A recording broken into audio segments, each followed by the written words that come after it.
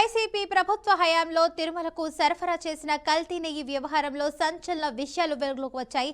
Bhole Baba dairy తయారు చేసిన నెయ్యిలో మోనోగ్లిజరైడ్స్ అనేటువంటి రసాయనాన్ని భారీగా వినియోగించినట్లు సిట్ దర్యాప్తులో తేలింది.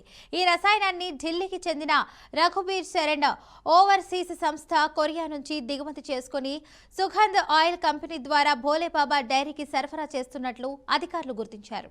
గత ఏడాది ఏప్రిల్ 23న సిట్ అధికారులు సుగంధ్ ఆయిల్స్ కంపెనీలో సోదాలు నిర్వహించగా 200 కిలోల సామర్థ్యం గల డ్రమ్ముల్లో వీనస్ బ్రాండ్ లేబుల్తో మోనోగ్లిజరైడ్స్ పెద్ద మొత్తంలో లభించాయి. ఇక కొరియాకు చెందిన ఐఎల్ షిన్ వెల్స్కో లిమిటెడ్ సంస్థ ఈ రసాయనాన్ని తయారు చేస్తున్నట్లు లేబుళ్లపై నమోదైంది. అనంతరం ఉత్తరాఖండ్లోని భోలేబాబా డైరీలో తనిఖీలు జరపగా అక్కడ కూడా ఇదే రసాయనం గుర్తించారు. ఇక ఈ రసాయనంతో కల్తీ నెయ్యి తయారు చేసి తిరుమలకు సరఫరా చేస్తున్నట్లు సిట్ అభియోగ పత్రంతో అయితే స్పష్టం చేసింది.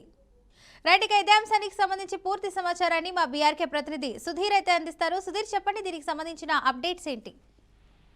Good morning Padma. ఏదైతే పవిత్ర పుణ్యక్షేత్రమైనటువంటి తిరుమల శ్రీవారికి ఎంతో ప్రీతైనటువంటి లడ్డులో నెయ్యిలో ఈ యొక్క కల్తీ జరిగినటువంటి విషయం పైన ఇప్పటికే అధికారులు అన్ని విధాల దర్యాప్తులు కొనసాగిస్తున్నారు. గత వైకాపా ప్రభుత్వంలో తీసుకున్నట్టయితే ఈ యొక్క భోలేబాబా డైరీ అక్కడ ఉన్నటువంటి టెండర్ ఎత్తుకోవడం, అలాగే నెయ్యిని సరఫరా చేసి దాదాపు లక్షల కిలోల నెయ్యి అని కూడా కల్తీ ఉందనేటువంటి ఆరోపణల మీద ఉన్నప్పటికీ దాని మీద సిట్ అధికారులు సిబిఐ పూర్తిగా విచారణ కొనసాగించారు. అయితే అప్పట్లో ఈ యొక్క టెండర్ తీసుకున్నటువంటి భోలేబాబా డైరీ మోనోగ్లిజరిన్ వినియోగించాలనేటువంటి నిర్ధారణ కూడా సిట్ అధికారులు తేల్చడం జరిగింది. ఈ యొక్క రసాయనాన్ని దిగుమతి చేసినటువంటి రణబీర్ శరణ్ ఓవర్సీస్ సంస్థ కొరియా నుంచి ఈ యొక్క మొత్తం రసాయనాన్ని దిగుమతి చేసి సుగంధ ఆయిల్స్ ద్వారా సరఫరా చేసినట్టు ఉత్తరాఖండ్ డైరీ తనిఖీల్లో భాగంగా ఆ యొక్క రసాయనాన్ని కూడా గుర్తించడం జరిగింది.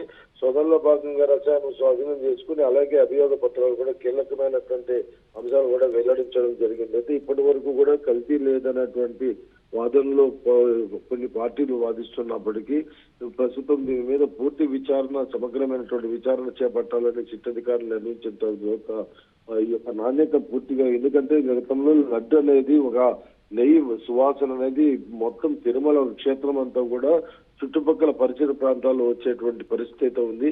ఇప్పుడు కనీసం నెయ్యి లడ్డు చేతిలో పెట్టుకుని కానీ స్మెల్ కూడా నెయ్యి స్మెల్ లేకుండా ఉన్నటువంటి పరిస్థితి ఉన్నప్పటికీ దీనిపైన పూర్తి విచారణ చేపట్టారు.